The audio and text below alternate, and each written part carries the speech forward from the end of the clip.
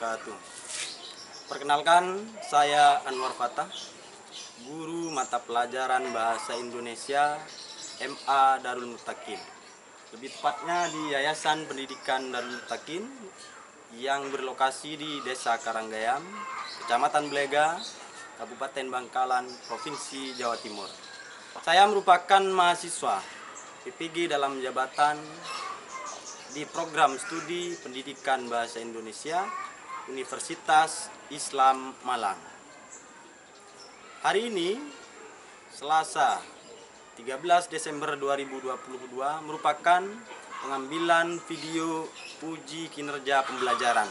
Nah, bagaimana video tersebut dibuat nanti bisa disaksikan dan ditonton melalui link YouTube yang akan saya buat.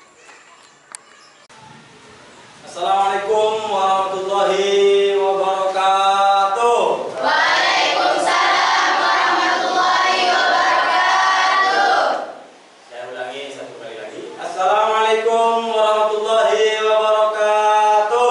Waalaikumsalam warahmatullahi wabarakatuh. Sekarang Selasa 14 Desember 2022. Masih semangat hari ini untuk belajar? Semangat. Apa kabar hari ini semuanya? Baik. Alhamdulillah, berarti baik. Berarti yang sebelumnya sakit sudah sembuh, yang sebelumnya tidak sakit berarti sekarang memang tidak sakit, tidak sembuh. Nah, gitu. Nah, hari ini kita akan belajar tentang banyak hal nanti. Nah, sekarang sebelum pembelajaran kita mulai, alangkah lebih baik, alangkah lebih afdolnya menurut bahasa pondok, dan kalian anak pondok semua. Jadi kita mulai dengan berdoa. Silakan kepada ketua kelas, saudara Samsudin untuk memimpin teman-temannya berdoa. Nah, silakan tenangkan pikiran, fokus. Nanti kita belajar sehingga pembelajaran kita berjalan dengan baik. Tetap semangat.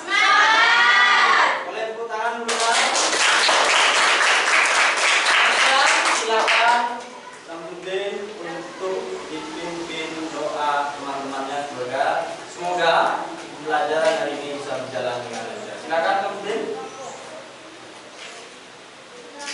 Baik teman-teman, sebelum kita memulai pelajaran, alangkah baiknya kita berdoa dalam hati masing-masing. Doa mulai.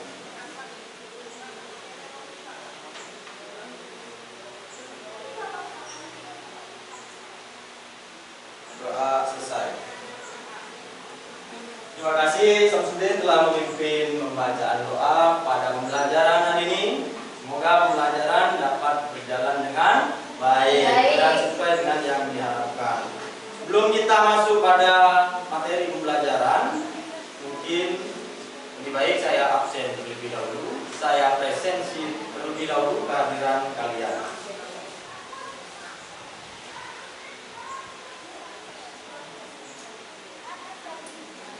Mutiatus Soleha, Ada. Husnul Atia, Ada.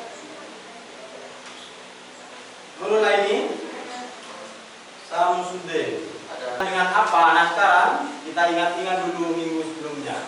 Sebelum pertemuan ini, sebelum hari ini, kita sebelumnya belajar tentang apa? Eksposisi. Nah, sekarang di slide ini adanya apa?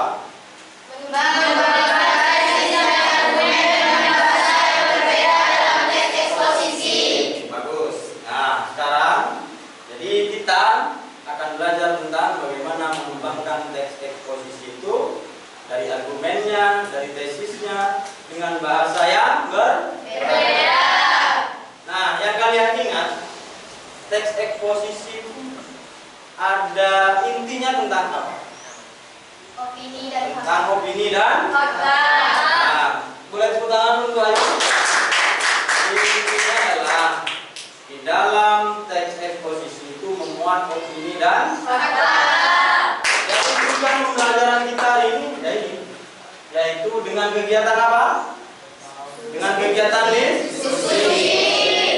Masih ingatkah tugas kalian sebelumnya yang saya sampaikan di pertemuan yang lalu? Tugasnya adalah membuat dan mencari teks eksposisi dengan mengembangkan tesis dan argumen menggunakan bahasa yang berbeda. Kelompoknya sudah dibentuk? Sudah. Kelompoknya sudah dibentuk? Sudah. Tugasnya sudah dikerjakan? Sudah. Sekarang kelompok 1 tolong angkat papan kelompok nama kelompoknya. Kelompok 1. Kelompok 1. Kelompok 2. Kelompok 3. Kelompok 4. Nah, tepuk tangan untuk semua.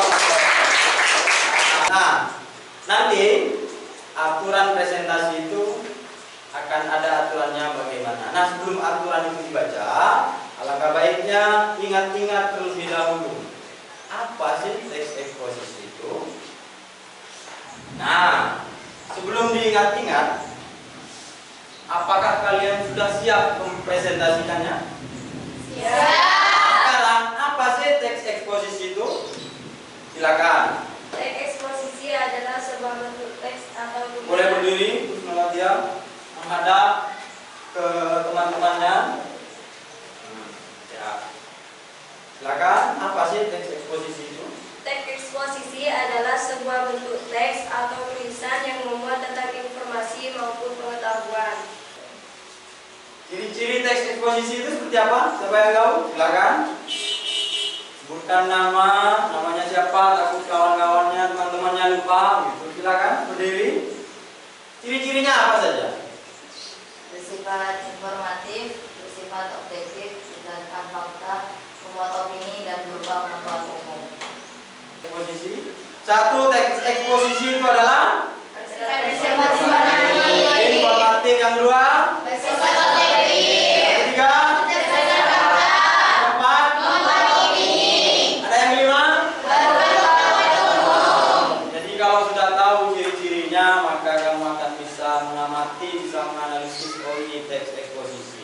Jika kalian masih ingat, sebutkan jenis teks eksposisi yang sebelumnya pernah kalian pelajari atau pernah kalian ketahui. Silakan berdiri, sebut nama dan sebutkan ada berapa jenis. Silakan menghadap teman-temannya. Sebut nama ya. Nama saya Lina Soena. Jenis teks eksposisi yaitu jenis teks eksposisi definisi, teks eksposisi proses, teks eksposisi klasifikasi, teks eksposisi ilustrasi, teks eksposisi pertentangan, teks eksposisi analisis, teks eksposisi perbandingan, dan teks eksposisi berita. Sebelum kita memulai diskusi dan presentasi hari ini, saya akan bacakan aturannya. Namun sebelum aturan itu dibacakan, mohon kepada Samsudin untuk memberikan semangat pada teman-temannya dengan cara apa hari ini kita semangat? Silakan Samsudin. Ajak teman-temanmu untuk semangat sebelum diskusi. Nanti kalau lihat aturannya, kok begitu aturannya Pak? Aturannya mudah saja. Nah silakan Samsudin. Ajak teman-temanmu berdiri terlebih dahulu. Silakan berdiri. Teman-teman semuanya mari berdiri. Berdiri, tetap berhadapan-hadapan, posisinya dari yang nyaman. Kenapa harus yang nyaman? Karena kalian biar fokus. Tepuk tangan saja. Tidak ada caranya Pak. Ah ya, silakan. Pertama kalau saya katakan tepuk tunggal berarti tepuk tangannya 1 kali. Kalau saya katakan tepuk ganda berarti 2 kali. Wah, Fungsinya apa? Untuk kita lebih fokus dalam pembelajaran ataupun dalam hal lainnya. Mari kita menasah dulu. Semuanya bersama-sama ya. Uji coba dulu. coba. Santai dulu. Tepuk tunggal, ganda, tunggal, tunggal, ganda, ganda, tunggal.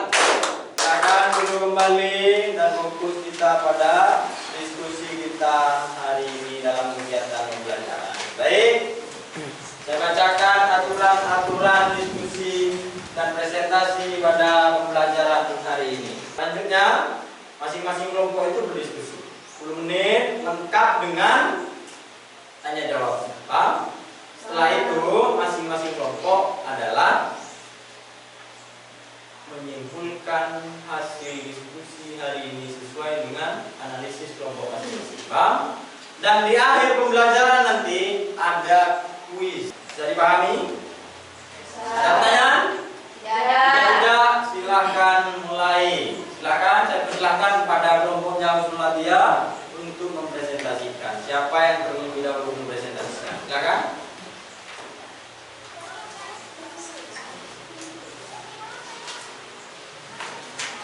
Ingat ya, namanya siapa, jangan lupa kelompok berapa, lalu presentasikan. Assalamualaikum warahmatullahi wabarakatuh. Waalaikumsalam warahmatullahi wabarakatuh. Perkenalkan, nama saya Husnul Atiyah dari kelompok 1. Di sini saya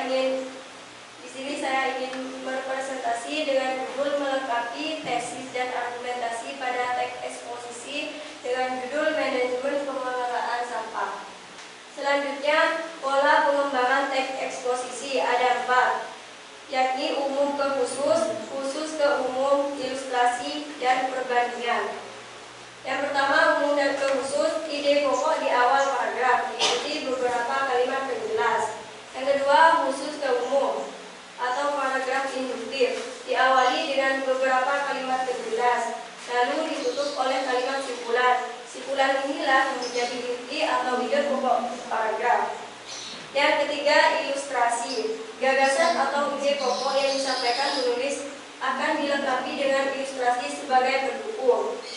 Dan yang terakhir, perbandingan. Penulis akan membandingkan gagasan atau ide pokok yang disampaikan dengan benda keadaan atau hal-hal yang memiliki persamaan dan perbedaan. Sekian presentasi dari saya dan akan dilanjutkan oleh teman saya. Sudah? Boleh tepuk tangan untuk Husnul Atiyah. Silakan kelompok 1 melanjutkan. Sudah cukup kan? Atau masih lanjut? Sudah. Jika sudah cukup, silakan kelompok 2. Assalamualaikum warahmatullahi wabarakatuh. Waalaikumsalam warahmatullahi wabarakatuh. Perkenalkan, nama saya Lela Yusufla. Di sini saya akan melanjutkan presentasi dari teman saya, Rubiatul Adawiyah. Paragraf ketiga, gagasan pokok. Kerusakan lingkungan hidup dan efeknya harus berlangsung dan terjadi. Gagasan penjelas. Manusia cenderung untuk menangisi nasibnya. Lama-kelamaan tangisan terhadap nasib itu terlupakan dan dianggap sebagai urusan angin yang terlalu. Bekas tangisan karena efek dari kerusakan lingkungan yang dialaminya hanya tinggal menjadi suatu memori untuk dihisapkan. Namun perlu diingat bahwa tidaklah cukup jika manusia hanya sebatas menangisi nasibnya, tetapi pada kenyataannya tidak pernah sadar bahwa semua kejadian tersebut. Paragraf keempat, gagasan pokok. Setiap peristiwa dan kejadian alam yang diakibatkan oleh kerusakan lingkungan hidup merupakan suatu pertanda bahwa manusia mesti sadar dan berubah. Gagasan penjelas. Upaya rekonsiliasi menjadi suatu sumbangan positif yang perlu disadari. Tanpa sikap rekonsiliasi, kejadian-kejadian alam sebagai akibat kerusakan lingkungan hidup hanya akan menjadi langganan yang terus-menerus dialami. Paragraf 5, gagasan pokok. Jadi, sikap rekonsiliasi dari pihak manusia dapat memungkinkannya melakukan perubahan demi kenyamanan di tengah-tengah lingkungan hidupnya. Gagasan penjelas. Lalu, usaha manusia untuk selalu menghindarkan diri dari akibat kerusakan lingkungan hidup tersebut hendaknya bukan dialami sebagai suatu kenyamanan saja, akan tetapi justru kesempatan untuk menjadi titik tolak untuk memulai sesuatu perubahan untuk dapat mencegah dan meminimalisasi efek yang lebih. Paragraf 6, gagasan pokok. Salah satu akar permasalahan seputar kerusakan lingkungan hidup adalah terjadinya pergeseran pemahaman manusia tentang alam. Gagasan penjelas. Berbagai fakta kerusakan lingkungan hidup yang terjadi di tanah air adalah hasil dari suatu pergeseran pemahaman manusia tentang alam. Cara pandang tersebut melahirkan tindakan yang salah dan membahayakan. Misalnya, konsep tentang alam sebagai objek. Konsep ini memberi indikasi bahwa manusia cenderung untuk mempergunakan alam seenaknya. Tindakan dan perilaku manusia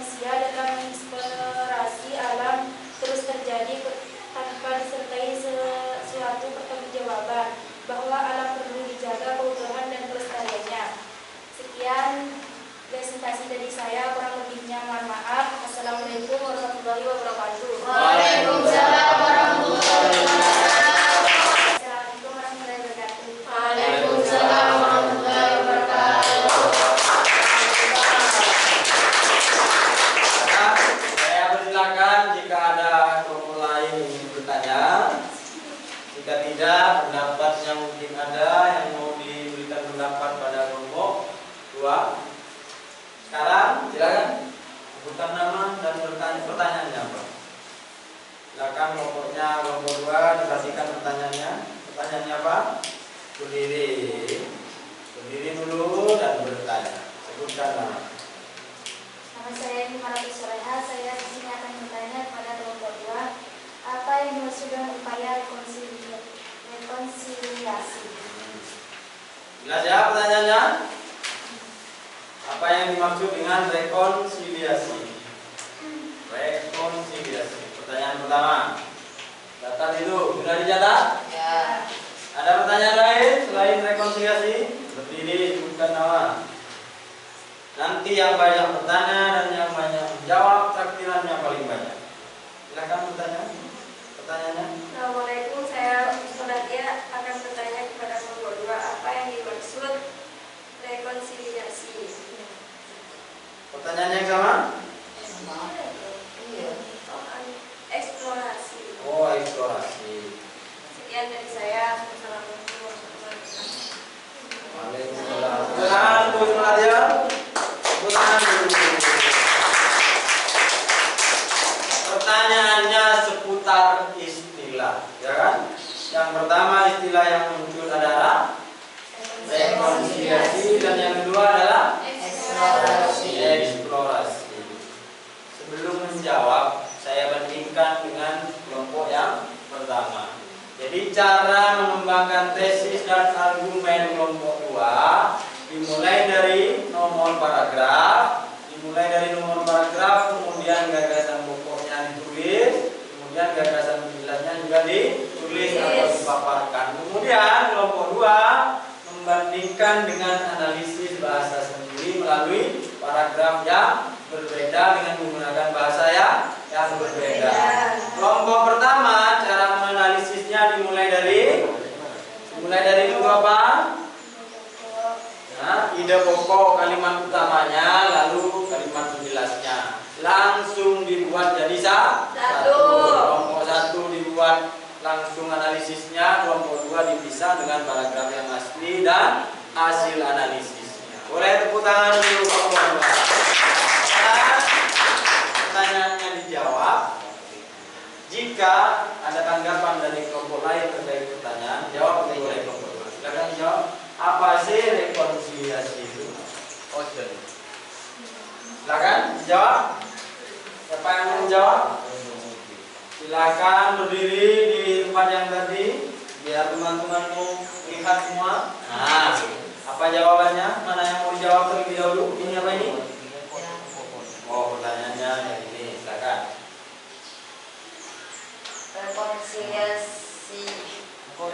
Rekonsiliasi adalah perbuatan memulihkan hubungan persahabatan pada keadaan semula perbuatan menyelesaikan perbedaan. Bisa diulang? Suatu perbuatan yang memulihkan hubungan persahabatan pada keadaan semula perbuatan menyelesaikan perbedaan. Tangan untuk saudara-saudara. Teknya tentang apa? Upaya melestarikan lingkungan. Ada hubungannya? Ada. Rekonsiliasi sesuai dengan kategori teks itu? Sesuai. Nah, silakan Soleha. Apakah jawabannya sudah tepat? Ya, jika tepat tepuk tangan dan silakan menjawab soal nomor 2. Siapa yang menjawab? Silakan. Rekonsiliasi sudah terjawab. Silakan pertanyaan selanjutnya. Ya.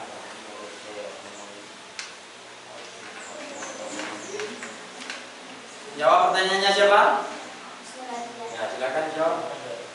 Eksplorasi penjelasan lapangan dengan tujuan memperoleh pengetahuan lebih banyak atau tentang keadaan, terutama sumber-sumber alam yang terdapat di tempat itu, penyelidikan penjelasan. Sekian dari saya. Saya bilang. Santai, ulangkan dulu biar teman-teman memperhatikan. Penjelajahan lapangan dengan tujuan memperoleh pengetahuan lebih banyak tentang keadaan, terutama sumber-sumber alam yang terdapat di tempat itu, penyelidikan penjelasan. Sekian dari saya. Tepuk tangan. Pertanyaannya tentang eksplorasi. Eksplorasi itu kalau disimpulkan dari jawabannya adalah memperoleh wawasan, pengetahuan atau pengalaman yang lebih banyak. Namanya lingkungan yang dieksplor. Kan kita sering mendengar kata eksplorasi jika berkaitan dengan alam. Nah, eksplorasi itu biasanya digunakan. Sudah? Tepuk tangan untuk kelompok 2. Kemudian kita berikan kelompok 3 mempresentasikan hasil dari tesis dan argumen teks eksposisi dengan bahasa yang berbeda. Silakan dimulai dari siapa? Sebelum presentasi saya perlihatkan terlebih dahulu slide yang kalian kirim kemarin. Kelompok 3, sebutkan nama yang presentasi pertama siapa, menghadap pada teman-temannya. Silakan. Sebutkan nama. Assalamualaikum warahmatullahi wabarakatuh. Waalaikumsalam warahmatullahi wabarakatuh. Saya Ibu Soleha dari kelompok 3 ingin mempresentasikan tesis dan argumen teks eksposisi dengan bahasa yang berbeda dengan judul budaya menghadirkan kulit belakang. 1. Gagasan pokok. Sebagai negara kepulauan dengan samudra yang maha luas, luas ikan di Indonesia sangat bermanfaat. Gagasan jelas, tetapi masyarakat Indonesia belum begitu menyadari khasiat bisa mengonsumsi ikan. Masyarakat juga belum menjadikan ikan sebagai pilihan pertama dalam konsumsi menu makanan dan lebih memilih daging-dagingan. Padahal mengonsumsi ikan sangat baik untuk kesehatan dan harganya relatif murah. 2. Gagasan pokok. Sebagaimana kita tahu bahwa ikan adalah bahan pangan yang mengandung protein tinggi yang sangat dibutuhkan oleh tubuh manusia. Gagasan jelas, ikan mengandung kurang lebih 18 gram protein untuk setiap 100 gram ikan segar. Mutu protein ikan ini boleh dikatakan setara dengan mutu protein daging. Namun dibandingkan daging masih banyak keunggulan lain yang dimiliki ikan. Daging sebagian besar terdiri atas asam lemak jenuh, sedangkan 70% kandungan lemak pada ikan merupakan lemak tak jenuh yang aman bagi kesehatan. Setelah disunting, kalimat dalam paragraf menjadi lebih efektif. Indonesia merupakan salah satu negara kepulauan terbesar di dunia yang memproduksi ikan sangat berlimpah ruah. Ikan adalah bahan pangan mengandung protein tinggi yang sangat dibutuhkan oleh tubuh manusia. Sekian presentasi dari saya. Selanjutnya akan dilanjutkan oleh teman saya. Silakan untuk kelompok 3. Akan membukakan sebelumnya pertanyaannya apa. Jika ada yang mau bertanya pada kelompok 3, silakan ajukan pertanyaan. Jika ada tanggapan, silakan ditanggapi. Silakan. Jika tidak, ya lanjut pada kelompok 4. Silakan. Ya, beri sebutkan nama, pertanyaannya apa? Perkenalkan, nama saya Samudin. Saya ingin bertanya, apa yang dimaksud sunting? Sunting. Silakan kelompok 3, silakan dijawab. Assalamualaikum warahmatullahi wabarakatuh. Waalaikumsalam warahmatullahi wabarakatuh. Baik, saya akan menjawab pertanyaan dari kelompok 1. Nyunting berarti menyiapkan naskah teks eksposisi siap cetak dengan memperhatikan segi sistematika penyajian, isi dan bahasa menyangkut ejaan, isi dan struktur kalimat dengan tujuan memperoleh tulisan yang lebih baik.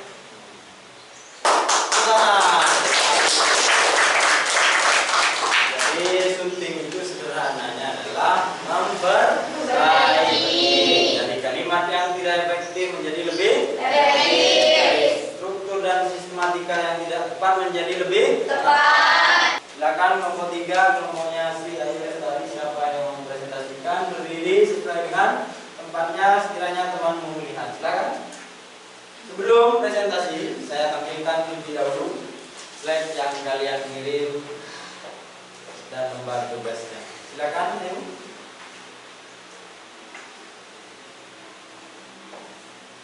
Assalamualaikum warahmatullahi wabarakatuh. Waalaikumsalam warahmatullahi wabarakatuh. Perkenalkan, nama saya Sri Ayu Lestari dari kelompok 4 ingin mempresentasikan tentang melengkapi tesis dan argumen teks eksposisi dengan bahasa yang berbeda dengan judul Masalah Drop Art di Era Industri 4.0. eksposisi dikembangkan berdasarkan gagasan pokok yang dinyatakan dalam tesis atau pernyataan pendapat.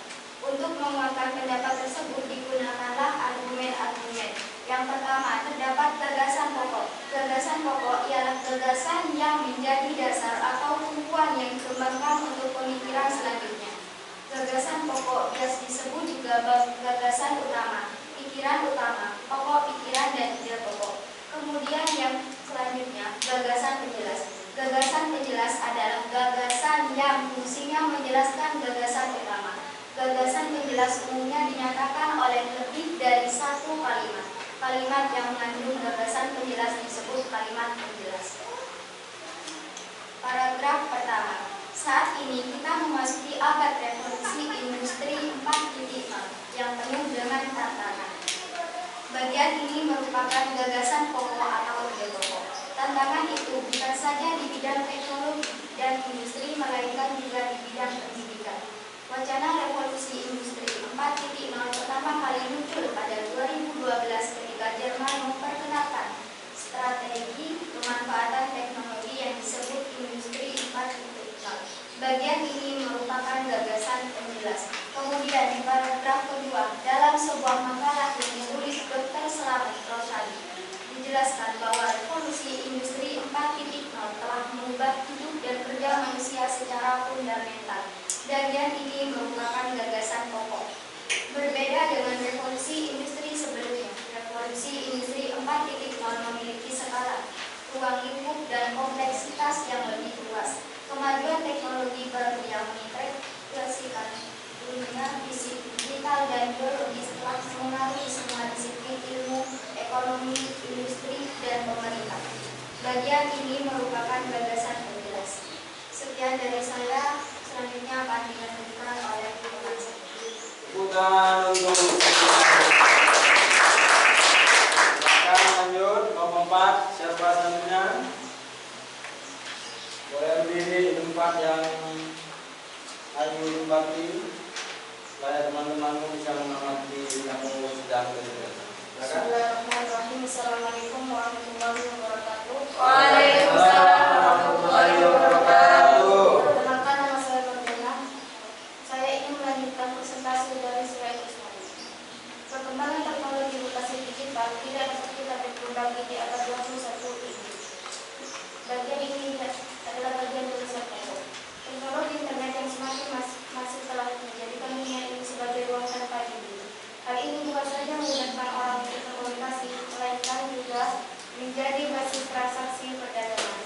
Kita sangat dimudahkan dengan transaksi dari online, termasuk pembelian tiket kereta api, pesawat, terbang, booking hotel, pembayaran tagihan telepon, listrik, air, pembayaran jalan tol, dan sebagainya. Teknologi informasi juga semakin maju, seperti mengintegrasikan kamera dengan telepon seluler. Bagian ini adalah bagian gagasan penjelas. Percepatan teknologi tersebut tentu sangat berpengaruh pada bidang pendidikan. Bagian ini adalah bagian gagasan pokok. Pembelajaran berbasis internet terus diupayakan sebagai bentuk adaptasi terhadap perkembangan teknologi. Bahkan ujian nasional berbasis komputer atau komputer based test atau CBT mulai diterapkan sejak 2014 secara terbatas di SMP Indonesia, Singapura, dan SMP Indonesia Kuala Lumpur dengan hasil yang menggembirakan. Berdasarkan riset tersebut, mulailah dilakukan rintisan UNBK dengan mengikut sertakan 556 sekolah yang terdiri atas 42 SMP atau MTS, 1.135 SMA atau MA, dan 379 SMK di 29 provinsi dan luar negeri. Tes CBNC pada 2018 yang lalu seluruhnya berbasis komputer. Bagian ini adalah bagian gagasan penjelas. Sekian dari saya. Waalaikumsalam.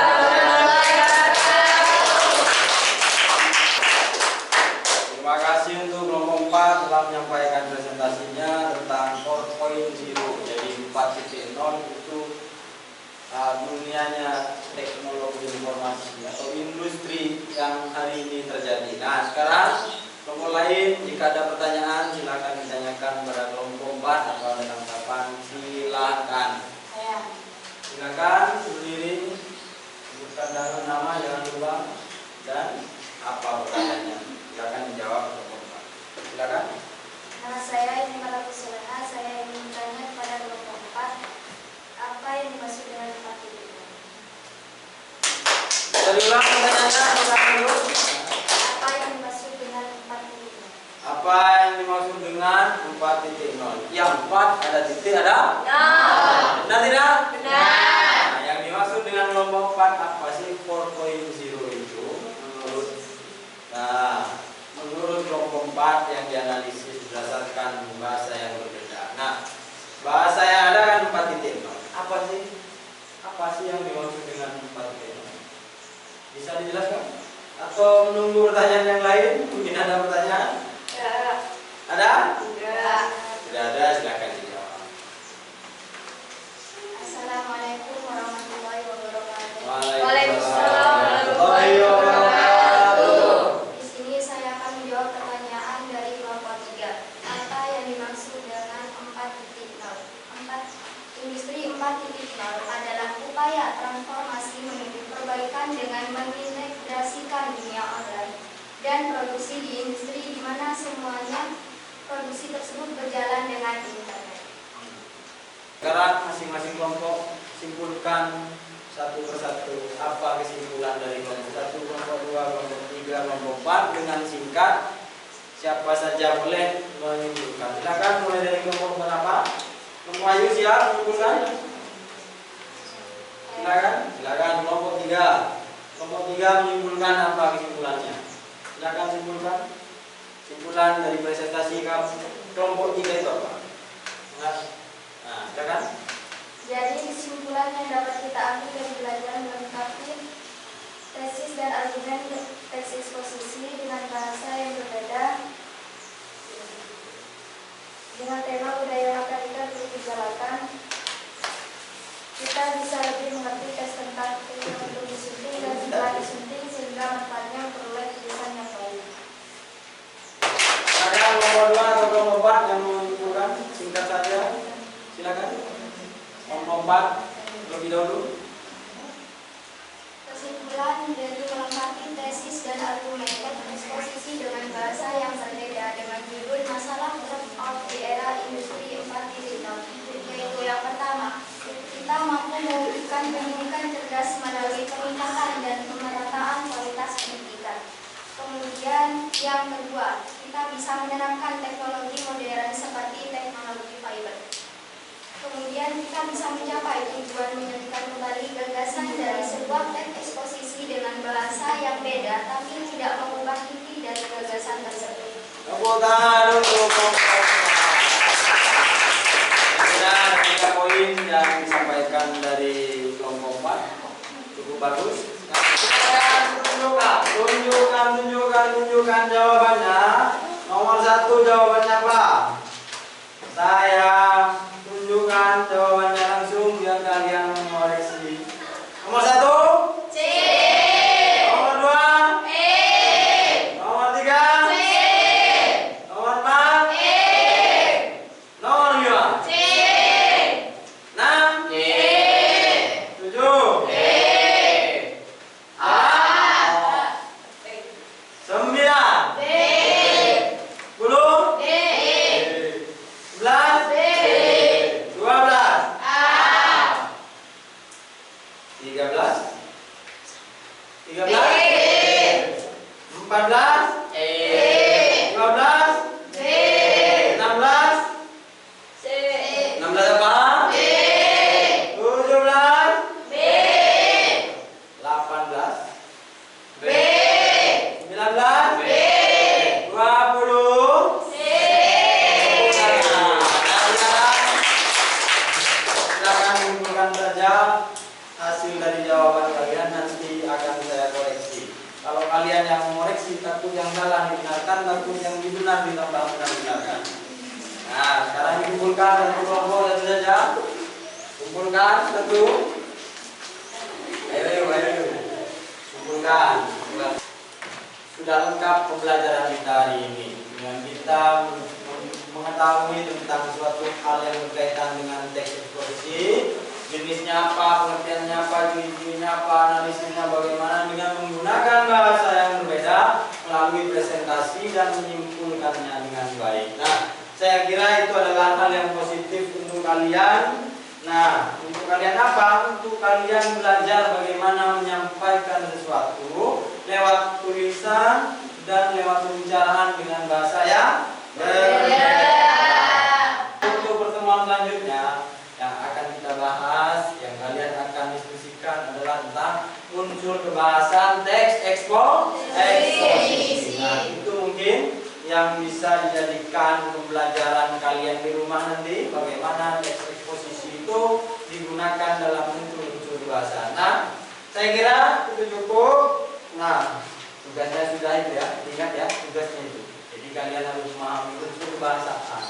Jadi teks sebelumnya ada tidak unsur kebahasaan? Teks prosedur ada unsur kebahasaannya tidak? Laporan hasil observasi ada tidak? Kalian tinggal membandingkan saja unsur kebahasaan yang mana yang ada pada teks eksposisi itu, tinggal mencocokkan saja. Kalian bisa mencari informasi itu di internet, di buku bacaan dan lain-lain. Atau kalian bisa pergi ke perpustakaan. Belum pembelajaran bahasa Indonesia, pertemuan selanjutnya akan dilakukan. Paham? Paham. Tepuk tangan terlebih dahulu. Sebelum kita tutup pembelajaran hari ini, silakan kepada Samsudin untuk memimpin doa agar pembelajaran hari ini bermanfaat untuk pertemuan dan hari-hari selanjutnya. Silakan Samsudin. Sebelum kita berdoa, kabarnya untuk mempersiapkan alat tulis dimasukkan di lantai masing-masing. Dirapikan terlebih dahulu, mungkin bangkunya dirapikan biar rapi, biar terlihat bagus. Silakan dihabiskan mungkin. Mari kita berdoa dalam hati masing-masing. Doa mulai.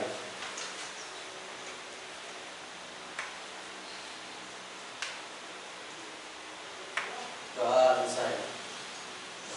Terima kasih Samsudin telah memimpin sebelum pembelajaran hari ini. Tepuk tangan untuk semuanya. Terima kasih atas pembelajaran yang cukup menyenangkan, dan saya akhiri pembelajaran hari ini. Semoga pertemuan selanjutnya lebih semangat lagi. Saya akhiri. Wassalamualaikum warahmatullahi wabarakatuh.